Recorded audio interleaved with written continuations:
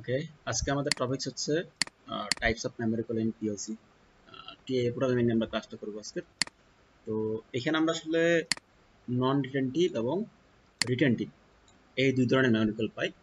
তো আপনার যেটা নন রিটেনটিভ এটার একটা নাম আছে আমার জেনারেল, বা আপনারা বলতে পারেন যে কি নন ল্যাচ, কেমন নন ল্যাচ। আর যেটা আমার রিটেনটিভ এটাকে আমরা বলি ল্যাচ। তো পার্থক্যটা আসলে কোথায়? পার্থক্য হচ্ছে আপনার নন রিটেনটিভ যেটা ধরেন আমি সাপোজ আমি একটা অ্যানো নিলাম, একটা আউটপুট নিলাম, এটা ধরেন আমার i0.0, মানে এখানে আমার এটা হচ্ছে m0.0, এটা মেমোরি কল আমি ইউজ করলাম। তো এটাকে ধরেন আমি ল্যাচিং করে দিলাম। এখন আমি যখন সুইচটাকে প্রেস করলাম, এটা ল্যাচিং হয়ে চলতেছিল। পাওয়ারটা যখন চলে যাবে, এটা কিন্তু আপনার কি হয়ে যাবে, ল্যাচিংটা ব্রেক হয়ে যাবে। মানে পাওয়ার আসার পরে আপনাকে সুইচটা পুরো রিপ্লেস করতে হবে আপনার জেনারেল যেগুলো, যেগুলো আমার নন রিটেনটিভ এই মেমোরি কলগুলোর ক্ষেত্রে। আর যেগুলো আমার রিটেনটিভ মেমোরি কল, এক্ষেত্রে কি হবে, আপনি সুইচ প্রেস করা মানে আমার আউটপুটটা চালু অবস্থা, আমার পাওয়ারটা চলে গেছে, ওই অবস্থায় যে পাওয়ারটা আবার ব্যাক আসে, আউটপুটটা কিন্তু অটোমেটিক আবার হাই হয়ে যাবে, কেমন? তো এটা হলো পার্থক্য। সো আমরা এখন একটু সিমুলেশনটা করে দেখবো আসলে কাজটা কিভাবে হবে, বা টিআই পোর্টালে আপনি এগুলোকে কিভাবে নেবেন। তো টিআই পোর্টালে আমরা যদি পিএলসি ট্যাগে আসি, সাপোজ আমি এখান থেকে শোল ট্যাগে আসলাম, দেখেন এই জায়গাটায় কর্নারে একটা একটা ব্যাটারি সিম্বল, তাই না? মানে এখানে পাওয়ারটা সে হোল্ড করে রাখবে, আমার একটা ইস্যু। তো আমি যদি এখানে ক্লিক করি, তাহলে এখানে দেখেন কি দেখাচ্ছে, সে আমার ফার্স্ট দেখাচ্ছে সে number of memory bits starting, এগুলো কিন্তু কি আমার রিটেইন মেমোরি। তো এখানে এম জিরোটা ফিক্সড এখানে, কেমন মানে এম জিরো থেকে এমবি জিরো, তো এমবি জিরোর ভেতর আবার কি আছে, M0.0 থেকে শুরু করে 0.7, এই আটটা কিন্তু আমি রিটেন হিসেবে ইউজ করতে পারবো, M0.0 থেকে M0.7। আর এখানে টাইমার, কাউন্টার, এগুলো কিন্তু কি আপনার রিটেনটিভ আছে আলাদা, মানে কাউন্টারগুলো সব রিটেনটিভ। আর টাইমারে আমরা নর্মালটা ইউজ করতে পারি, আবার কি রিটেনটিভটা আলাদা ইউজ করতে পারবো। তো আমি মেমোরি কলটাকে দেখাচ্ছি। তো আমি এখন সরাসরি প্রোগ্রামে চলে যাই। মেনুতে যদি আসি, তো আগে একটা কাজ করে নিতে হবে আমাদেরকে, পিএলসি ট্যাগ থেকে এই রিটেন মেমোরিগুলোকে আপনাকে এটা অন করে দিতে হবে, এমবি0টা অন করতে হবে, অন করে আপনাকে ওকে দিতে হবে। ওকে দিয়ে যদি আমি সাপোজ এখানে আমি যদি একটা অ্যাড্রেস লিখি M0.0, দেখেন যখন আমি এখানে অন করলাম, অন করার এখানে এটা রিটেন হয়ে গেছে, এটা রিটেনটিভ হয়ে গেছে। আর যদি আপনি এখানে রিটেইনে গিয়ে এটাকে যদি জিরো করে দেন, ওকে দেন, এটা কিন্তু এখন রিটেইন নাই, কেমন?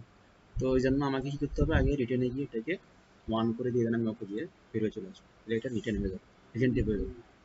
আচ্ছা, তো এটা ধরুন আমার একটা একটা আউটপুট।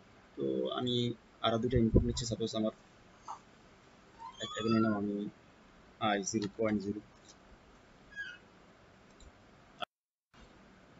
i0.1,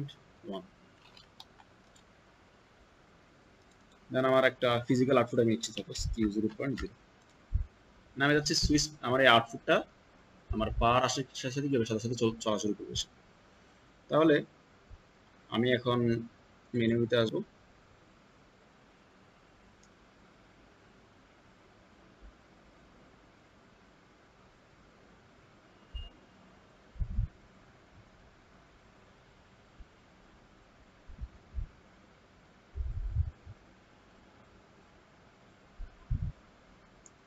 এখান থেকে আমি চলে আসবো আমার মেনু, মানে প্রোগ্রাম বক্সে আমি চলে আসবো। আমি এখান থেকে ক্লিক করতে পারি, নিচ থেকে মেনু আসার পরে এখন আমি ফার্স্ট অফ অল একটা এনসি কন্ট্যাক্ট নিই।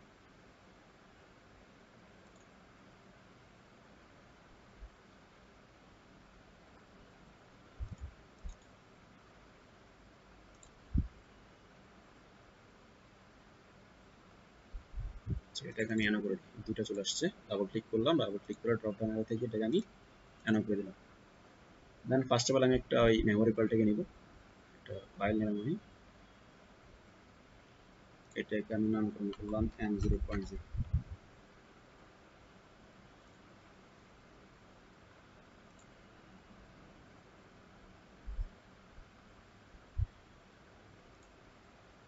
এটা আমার i0.0, এটাকে আমি স্টপ হিসেবে কাজ করাবো i0.0টাকে, আর i0.1টাকে আমি আজ স্টপ হিসেবে কাজ করাবো, মানে এটাকে আগে ল্যাচিং করতে হবে।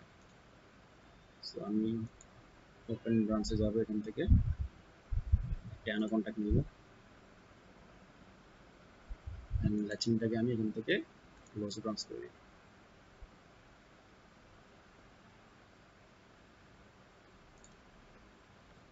তাহলে এটাই m0.0, আমি আবার লিখে দিলাম m0.0। এখানে বাইরে দুটো ক্লিক করব। এখন আমার যে ফিজিক্যাল আউটপুটটা ছিল q0.0, আমি যেটা করব এটার এই অ্যানো কন্ট্যাক্ট থেকে আমি আসলে আউটপুটটাকে নিব, মানে এটার অ্যানো ইউজ করে। সো আমি এখান থেকে নিতে পারি, এখানে একটা ওপেন ব্রাঞ্চ ক্রিয়েট করার ট্রাই করি, আমি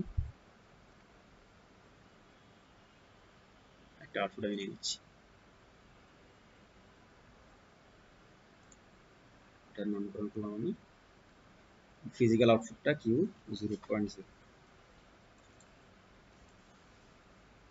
ওকে, আমার এখান থেকে কিন্তু m0.0টা একটা রিটেনটিভ মেমোরি, এটা আমি কি করতেছি একটা ফিজিক্যাল আউটপুটকে রিটেনটিভ হিসেবে কাজ করাচ্ছি। তো কাজটা কিভাবে আমরা একটু একটা সিমুলেশনে দেখি। কাজটা বানাই, প্রোগ্রামটাকে ডাউনলোড দিই,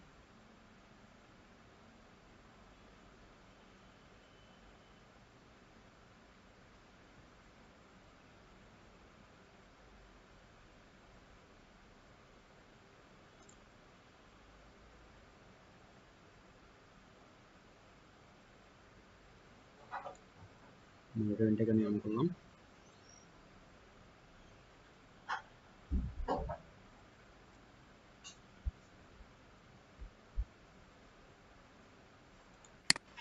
তো দেখেন আমার সিপিইউটা কিন্তু এই মুহূর্তে সে রান অবস্থা আছে, কেমন এই যে আমার রান অবস্থা সে আছে।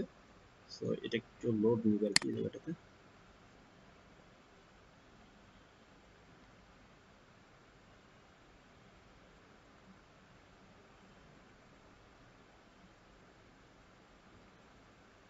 ফাইনালি কিন্তু আমার প্রোগ্রামটা রান হয়ে গেছে। তো আমি এখন জাস্ট যেটা আমার ফিজিক্যাল ইনপুটগুলো আমি নিয়েছি, আমি জাস্ট কি করবো, আপনার ওয়াচ অ্যান্ড ফোর্স টেবিলে গিয়ে আমার ফোর্স টেবিলে i0.1টাকে আমি অ্যাড করে দিই, i0.1টাকে আমি অ্যাড করলাম। আমার কাজের সুবিধার্থে আমি এই বারটাকে সরাই স্ক্রিনটাকে দুটো ভাগ করে দিই, তাহলে প্রোগ্রামটা বেশি দেখতে পাবো। এটাকেও আমি সিপিইউটা এখন রান কন্ডিশন সেটা শেষ করতেছি। সো আমি চাইলে এই বারটাকে সরাই নিয়ে আসি। সো এখন এই পাশে আমার আউটপুটটা কিন্তু দেখা যাচ্ছে, তাই না? সো আমি এখন এই যে আমার ফোর্স টেবিল থেকে ফোর্স ভ্যালুটাকে আমি অন করব, অন করলাম, অন করে এখন আমি ফোর্স দিলাম।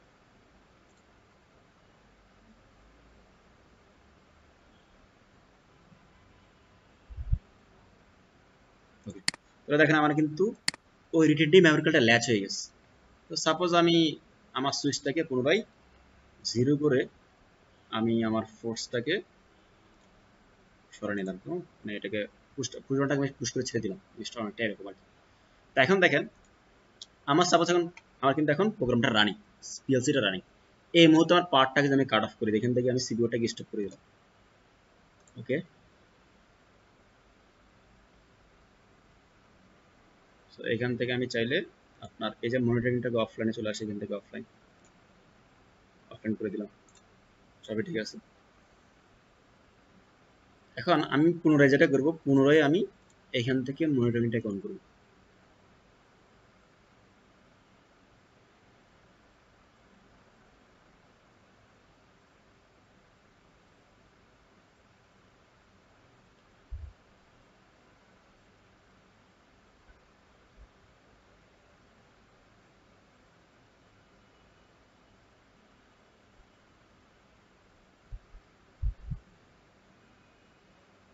ওকে, সিপিইউটা এখন স্টপ, আমাকে এটাকে রান করতে হবে। সো আমি সিপিইউটা এখন রান করে দিচ্ছি।